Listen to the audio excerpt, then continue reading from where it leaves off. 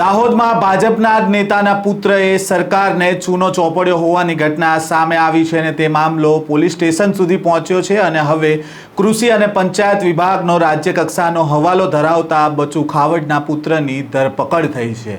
વૈષ્ણવજન તો તેને કહીએ જે પીડ પરાઈ જાનાને રે। નમસ્કાર, નવજીવન ન્યૂઝમાં આપનું સ્વાગત છે। હું છું જયંત દાફડા। દાહોદમાં કરોડો રૂપિયાનું કૌભાંડ થયું હોવાની છેલ્લા લાંબા દિવસથી ચર્ચાઓ શરૂ થઈ હતી અને ચર્ચામાં સરકારના મંત્રીના દીકરાઓનું નામ પણ સામે આવ્યું હતું। જો કે મામલો પોલીસ સ્ટેશન સુધી પહોંચ્યો છે અને હવે ધરપકડનો દોર શરૂ થયો છે।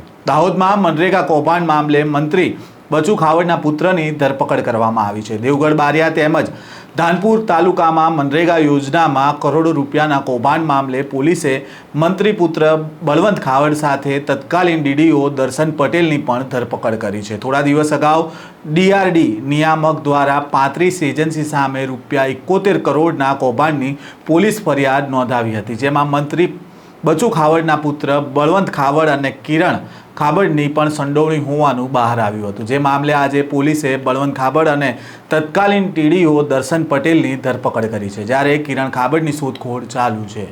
મનરેગા વર્ષ 2021થી 2025 વચ્ચે થયેલા કામમાં ગેરરીતિ આચરવામાં આવી હોવાના આક્ષેપ થયા હતા અને ₹71 કરોડથી વધુનો ભ્રષ્ટાચાર થયો હોવાની વાત સામે આવી હતી। દાહોદ પોલીસે ભ્રષ્ટાચાર અંગે ફરિયાદ દાખલ કરી હતી અને આ સમગ્ર મામલામાં જુદી જુદી 35 એજન્સીઓ વિરુદ્ધ પણ ફરિયાદ દાખલ કરાઈ હતી, જેમાં દેવગઢ બારિયાની 28 અને ધાનપુરની 7 એજન્સી વિરુદ્ધ ફરિયાદ નોંધવામાં આવી હતી। રાજ કન્સ્ટ્રક્શન એજન્સી વિરુદ્ધ પણ ગુનો નોંધાયો હતો અને રાજ કન્સ્ટ્રક્શન એજન્સી મંત્રી બચુ ખાવડના દીકરા કિરણ ખાબડ અને બળવંત ખાવડ સંભાળી રહ્યા હતા। દાહોદ જિલ્લામાં બચુ ખાવડનો દીકરો બળવંત ખાવડ શ્રી રાજ કન્સ્ટ્રક્શન તથા બીજો દીકરો કિરણ ખાબડ શ્રી રાજ ટ્રેડર્સ નામની એજન્સી ચલાવે છે, જેમાં કિરણ ખાબડની એજન્સી દેવગઢ બારિયામાં જ્યારે બળવંત ખાવડની એજન્સી ધાનપુર તાલુકાના ગામડામાં છે અને બંને દાહોદના વિવિધ ગામડામાં વિકાસના કામ કરવાના નામે કોન્ટ્રાક્ટ મેળવતા હતા।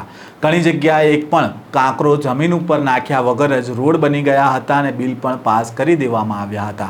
મનરેગાના 71 કરોડના કૌભાંડ મામલે 35 એજન્સીઓ વિરુદ્ધ ગુનો નોંધાયો હતો અને 35 એજન્સી પૈકી એક એજન્સી બળવંત ખાબડની હતી અને તત્કાલીન ડીડીઓ દર્શન પટેલની પણ આ મામલે ધરપકડ કરાઈ છે। હાલ તો સરકારના મંત્રીના એક પુત્રની ધરપકડ થઈ છે તો બીજો પુત્ર ભૂગર્ભમાં ઉતરી ગયો છે। તો આ છે આપણા રાજ્યની સ્થિતિ। જે રાજ્ય સરકારમાં મંત્રી થઈને બેઠા છે તેમના દીકરાઓએ જ સરકારનું કરી નાખ્યું છે। આ સ્ટોરી અંગે તમારો શું મત છે? કોમેન્ટ બોક્સમાં જરૂરથી જણાવજો। નમસ્કાર।